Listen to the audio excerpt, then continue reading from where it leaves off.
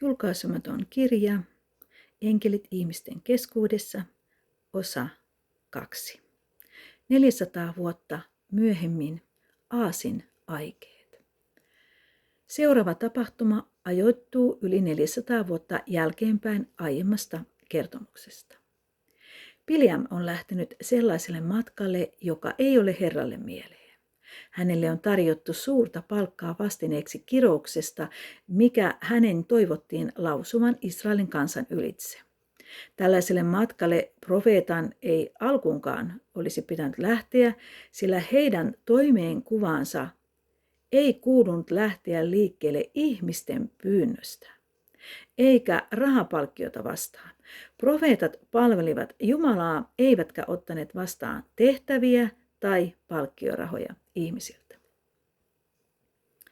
Tietäjän palkka mukanaan Moabin kuningas on lähettänyt Bileamin luokse arvossa pidetyt miehensä pyytämään Bileamia kiroamaan Israelin.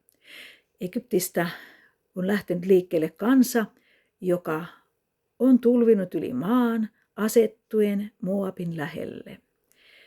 Tämä kansa on Moabia voimakkaampi, mutta jos Bileam tulisi ja kiroaisi kansan, silloin se ehkä saataisiin voittaa.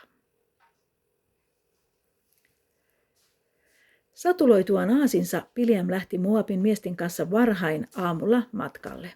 Mutta silloin syttyi Jumalan viha ja Herran enkeli asettui tielle estämään Bileamia. Bileam oli sokaistuneessa tilassa, koska oli alentunut lähtemään liikkeelle ihmisten kutsusta eikä Jumalan. Bileam ei nähnyt miekka kädessään seisovaa enkeliä, mutta Aasi näki. Se väisti enkeliä poikkeamalla peltoon ja Bileam löi Aasin tammaa palauttaakseen sen takaisin tielle. Herran enkeli siirtyi solaan, jossa oli kiviaita molemmin puolin. Bileam ei nähnyt enkeliä, mutta Aasi näki. Bileamin jalka litistyi Aasin väisteessä kiviaitaa vasten painautumalla. Bileam löi Aasia. Herran enkeli siirtyi edemmäksi ahtaaseen paikkaan, jossa ei ollut tilaa siirtyä oikealle eikä vasemmalle. Bileam ei nähnyt enkeliä, mutta Aasi näki. Koska ei ollut tilaa väistää oikealle eikä vasemmalle, Aasi laskeutui maahan Bileamin alla. Silloin Bileam vihastui ja hän löi Aasia sauvalla. Palkkiorahojen sokaisema profeetta sai seuraavaksi kokea jotakin sellaista, mitä ei milloinkaan ihminen ole kokenut. Aasi puhuu ihmisen äänellä. Vaikka profeetta oli sokaistunut eikä nähnyt tiellä seisovaa enkeliä, kuulo sentään vielä toimi, kun Aasi puhui. Seurasi vuorovaikutteinen keskustelu hetki Bileamin ja hänen Aasinsa välillä. Jos hän Aasin temppuilien vuoksi oli joutunut arvovaltaisten vieraiden silmissä pilkalliseen asemaan, se käsitys ei ainakaan parantunut heidän seuratessaan profeetan keskustelua Aasin kanssa. Kuinka tavallista onkaan, että henkilöä, jonka silmät ovat avautuneet näkemään Jumalan näkyjä, lyödään, koska sokeutuneet silmät eivät voi nähdä samoin. Tässä tilanteessa Aasi joutui lyöntien kohteeksi. Kuten aina, todelliset tilanteet tulevat jossakin vaiheessa julki. Niin kävi nytkin.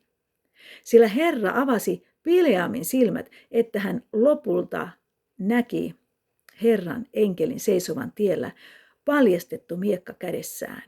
Enkeli vahvisti Aasin kertomat asiat ja Bileam katui matkalle lähtöään. Päästyään perille hän siunasi Israelin kansan eikä kironnut.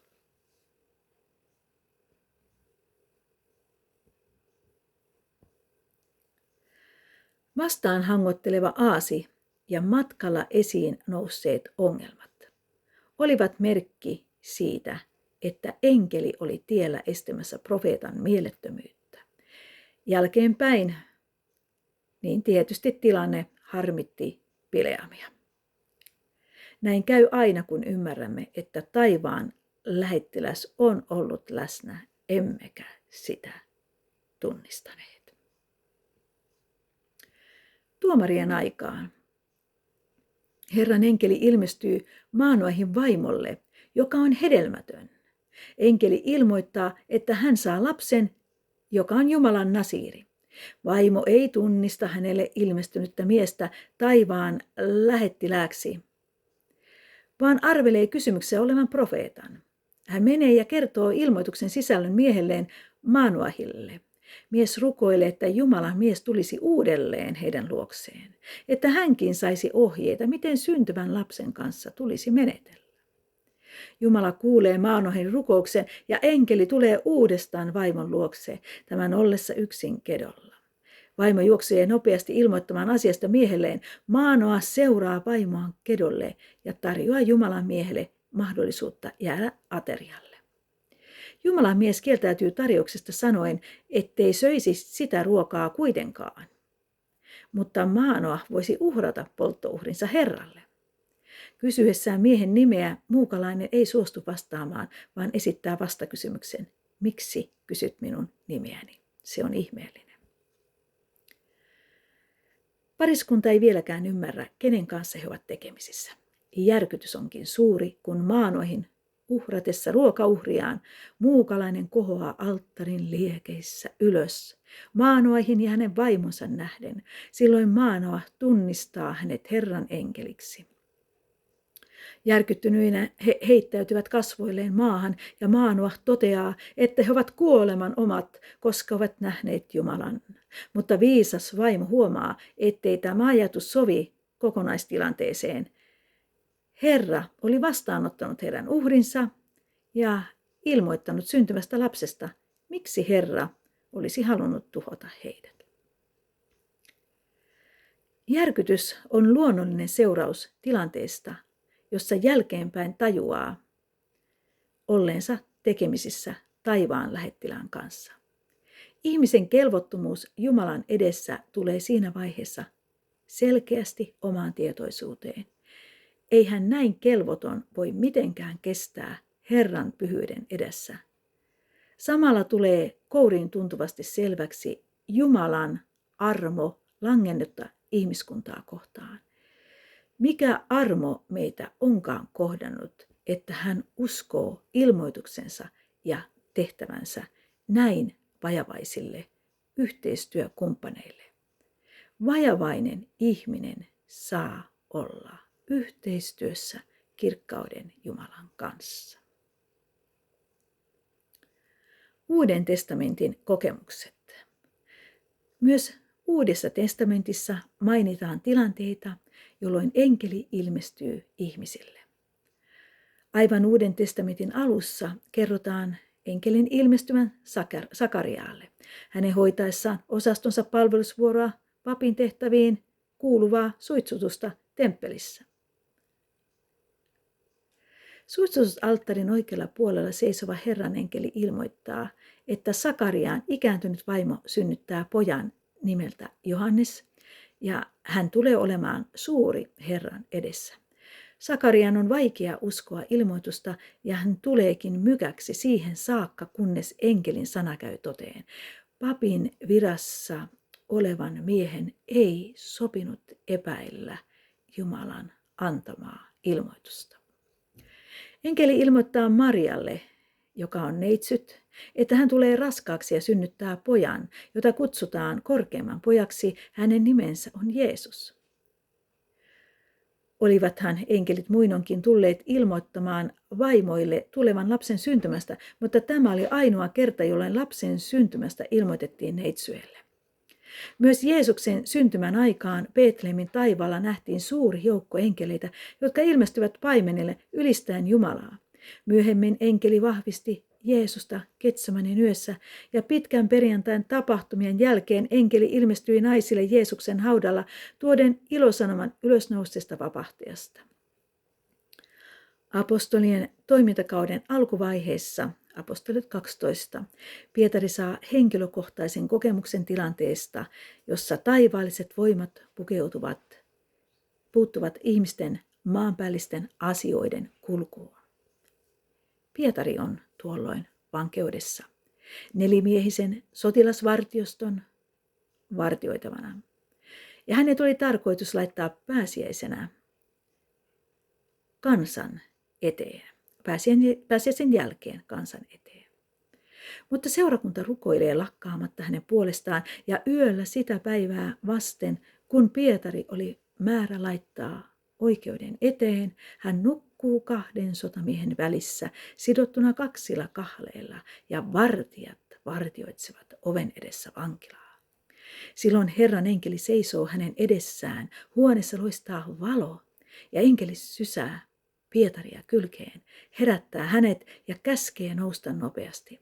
Kuuluu putoavan raudan kilinä ja kahleet irtoavat Pietarin käsistä. Sotamiehet eivät herää.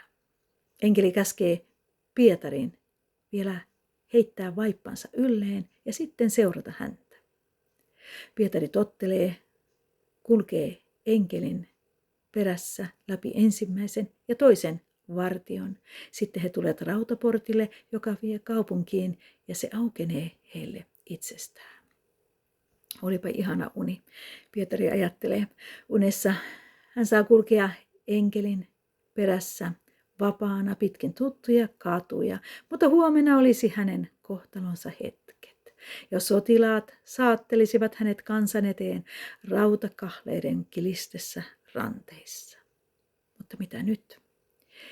Enkeli hävisi jonnekin. Pietari katselee ympärilleen, yrittäen tavoittaa katsellaan enkeliä tai vieressään nukkuvia sotamiehiä. Pietari mykistyy. Kestää vähän aikaa ennen kuin hän käsittää, ettei olekaan nähnyt unta, vaan että ihan oikeasti hän seisoo neuvottomana viileässä yöilmassa kadun kulmassa. Jumala on totisesti lähettänyt enkelinsä vapauttamaan hänet. Siinä lähellä on Marian, Johanneksen äidin talo, ja sinne hän nyt suuntaa kulkunsa keskellä suurta yörukouskokousta. Herodes oli kuvitellut omistamansa tasokkaan, pettämättömän sotilasvartioston ja vankilan, josta vanki ei karkaisi. Jumalan maailmasta tarvitsi lähettää vain yksi sotajoukon edustaja vapauttamaan Pietari tästä massiivisesta vankilasta, eikä Jumalan sotajoukkojen edustajalla ollut edes miekkaa mukanaan, ei mitään aseita, vain kirkkaus hänen ympärillään, joka valaisi matkamiehen paon vankilasta vapauteen. Niin erilainen on taivaasta lähtevä voima ja sana, joka lähetetään. Nouse nopeasti. Ihmisten rakennelmat ja Jumalan tekoja vastustavat suunnitelmat ovat sen rinnalla vain kalpea, häviöön tuomittu yritys. Näin julkaisemattomasta kirjasta Enkelit ihmisten keskuudessa osa 2 ja seuraava osa käsitteleekin omaa aikakauttamme.